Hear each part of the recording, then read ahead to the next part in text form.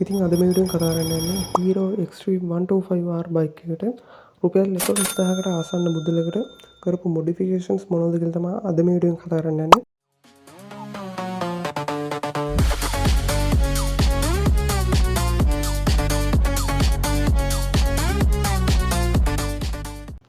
ඉතින් මුලින්ම කතා කරන්න ගමු ස්ටිකර්ස් ගැන. ඉතින් ඔයාලට පේන විදිහට මේ රෝදේ රිම් එකේ ගහලා තියෙන ස්ටිකර් වලටයි ඊට පස්සේ ඔයාලට පේන මෙතන මේ ටැංකිය ගහලා තියෙන ස්ටිකර් එකටයි ඊට පස්සේ බයික් එකේ දෙපැත්තේ තියෙන අර ආර අකුර වටේට පොඩි ස්ටිකර් එකක් වටේට ගැහුවා. ඒකටයි සහ මීටර් ඩිස්ප්ලේ එකේ එකටත් ආරක්ෂක ඩිස්ප්ලේ එකේ ට්‍රාන්ස්පරන්ට් ස්ටිකර් එකක් ගැහුවා. ඒකටයි ඒ තියෙන ඒ ස්ටිකර් ඔක්කොටම රුපියල් 2300ක් තමයි ගියේ. ඊට පස්සේ අපි කතා කරමු වයිසර් එකයි ලීවර් ගාඩ් එක ගැන. මේ වයිසර් එකටයි ලීවර් ගාඩ් එකටයි රුපියල් 3800ක් තමයි ගියේ.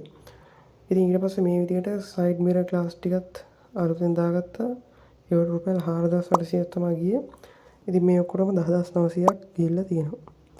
ඉතින් ඕක තමයි දැන්ට Hero Xtreme 125R බයික් එකට කරලා තියෙන මොඩිෆිකේෂන්ස්. එහෙනම් ඉතින් තවත් මේ වගේ වීඩියෝ එකකින් හම්බ වෙමු.